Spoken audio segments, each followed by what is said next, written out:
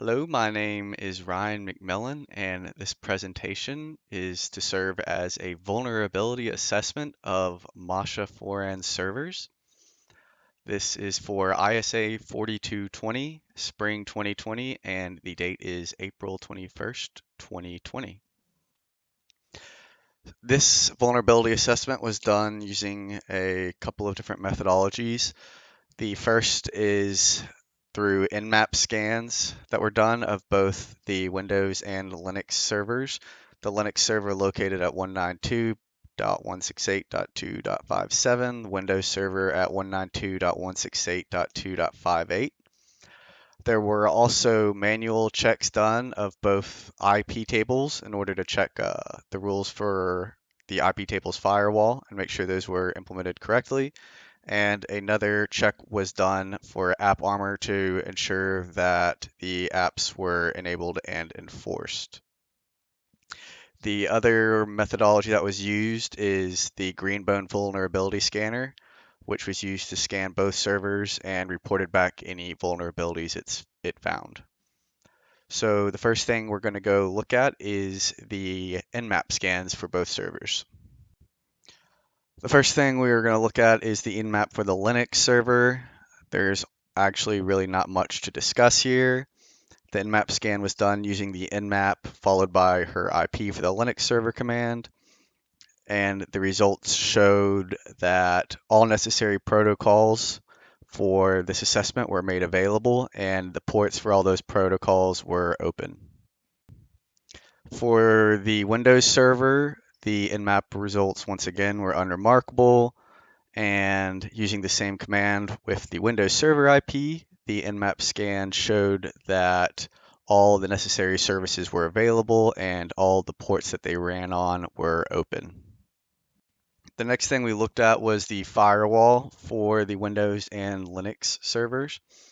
Um, the Windows firewall was basically checked through that Nmap scan we performed earlier.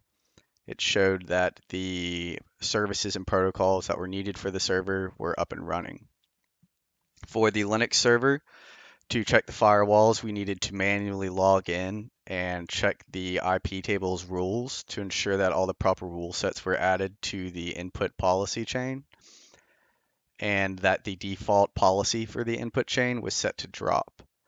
After logging in and checking these rules under the IP tables using the sudo iptables-l command, it was acknowledged that all the protocols and rules that were input into IP tables by Masha were correct, and the input chain policy was set to drop. So there is no changes or fixes that needed to be made here. Everything was done correctly. Similar to the IP tables, a manual check was needed for AppArmor to ensure that all the modules were correctly loaded and enforced. So a sudo aa-status command was run on the server and the proper profiles were loaded and they were set to enforce mode.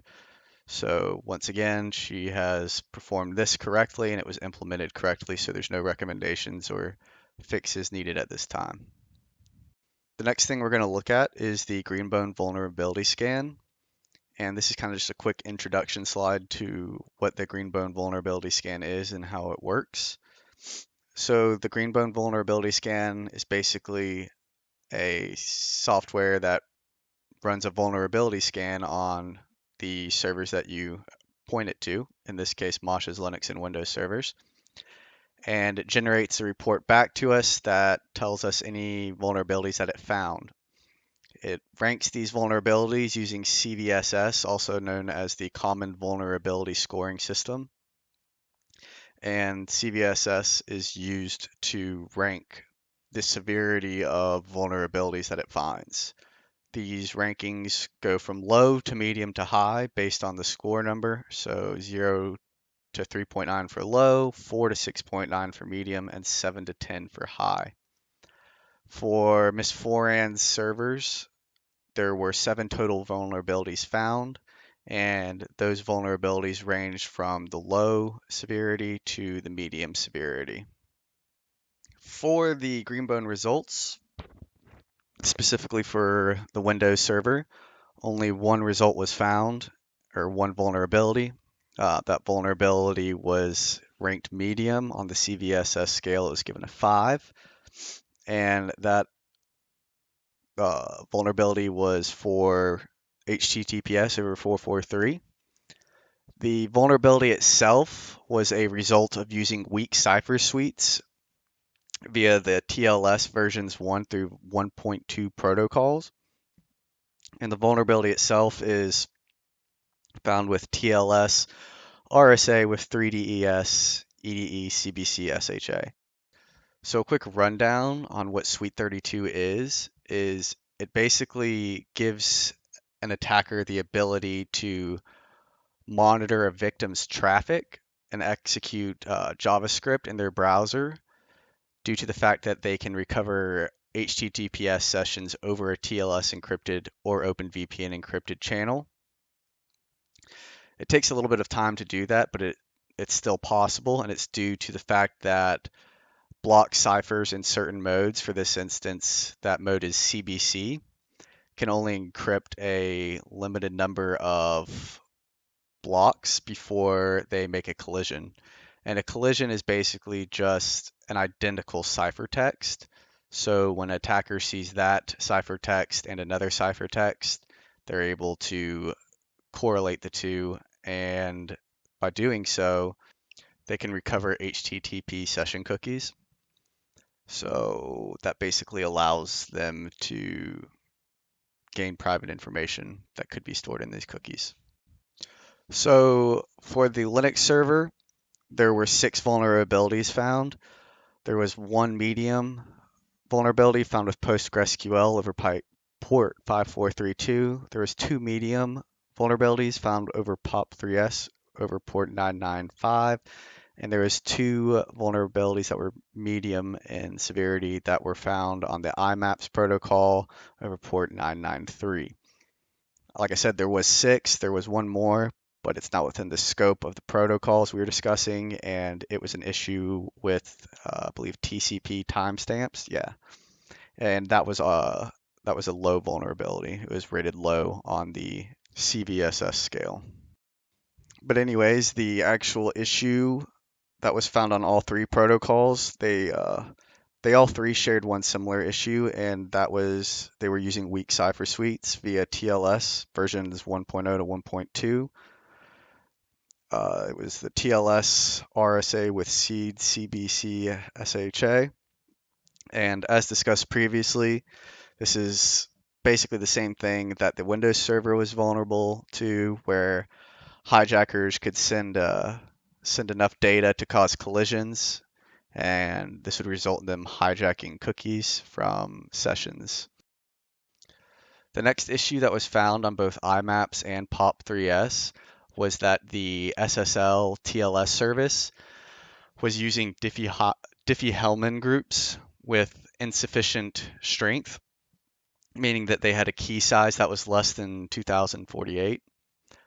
Instead of using 2048-bit groups, they were found to be using 1024-bit groups. And basically what this means is 512 to 768 bits are considered weak, while 1024 bits are considered to be breakable by, I guess, powerful attackers like governments. And so, well, to be fair, our servers that I know of aren't really going to be holding that important of data to where we need to be worried about governments breaking in, but it's still something that can be quite easily fixed, and so it should just be addressed anyway for safety in the long run, because who knows what you'll end up storing. So the fix for the Windows Suite 32 vulnerability is actually quite simple, but it's something you would need a system admin for, since a normal user probably wouldn't have the privileges to access the registry, which leads into the fact that the recommendation in fix is to actually go into the registry in Windows. And within the registry, you're going to want to disable 3DES. And as you can see in the screenshot I provided below, you're going to want to navigate to this section of your registry. and there you'll find the triple DES 16 or 168 key, and you want to set that from enabled to disabled, and so that will prevent Windows from using the 3DES cipher, the triple DES cipher, and it should remove the Suite32 vulnerability. For Linux, the first thing we'll look at right here is the Diffie-Hellman group, which was using a 1024-bit key. And since we're going to consider that insecure, we're going to need to generate a new 2048-bit Diffie-Hellman group key. And this is actually quite simple, and it can be done using the command listed right here below, which is openssl dhparam-out dhparams.pem 2048. And as stated, this will basically just generate a new 2048-bit Diffie-Hellman group for you. So you'll be using a more secure standard of it, a more secure group. So on Linux, to fix the cipher suites issue, we can actually fix the POP3S and the IMAPS protocol cipher suite issue with the same fix, since they both use the Dovecot service. So all we need to do to remediate this issue is to navigate to the conf.d directory in Dovecot and open the 10-ssl.config file using nano space 10-ssl.config.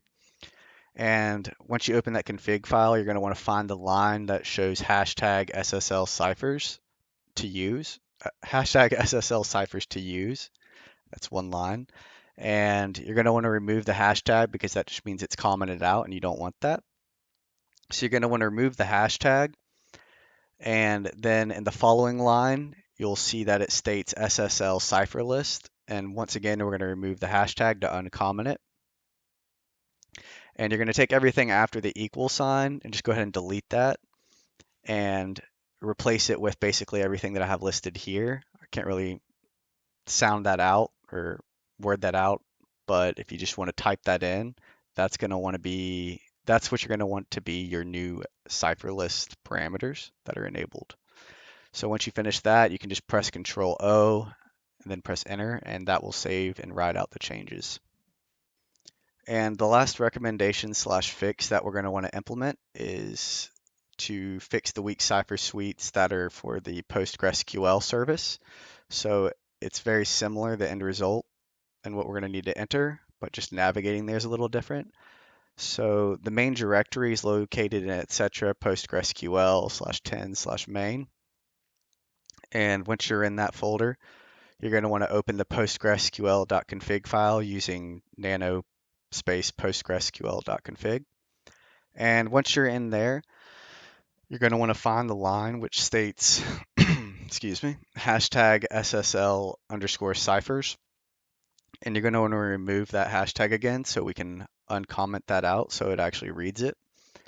And then you're going to delete everything that's already there after the equal sign, and once again replace it with the text that I have here. So if you just want to type that in, and then in the following line where it says SSL prefer server ciphers equals on, you'll see a hashtag there as well, and you're going to want to remove that hashtag. And what that'll do is uncomment out that line as well. So then once you've done all that, you can press Control O and hit enter to go ahead and write out and save your configuration. So that about sums it up for this vulnerability assessment. A quick look back at what all we discussed. We looked at the Nmap scans for both the servers. We looked at the firewall and AppArmor, and all of those checked out and showed 0 issues. The Greenbone results showed weak cipher suites, mainly for both the Windows and Linux servers. It also showed a small Diffie-Hellman group bit size, which is considered vulnerable. All of the cipher suite issues, well, for Windows, they can be fixed just by editing a key in the registry. For Linux, they can all be addressed by going into the config files for the services that had the issue, which were PostgreSQL, IMAPS, and POP3S. And then the only other thing to mention is to fix the Diffie-Hellman group, you just needed to enter in a quick command in terminal. And other than that, the servers looked good. And once those recommendations and fixes are implemented, they should be considered secure. Thank you.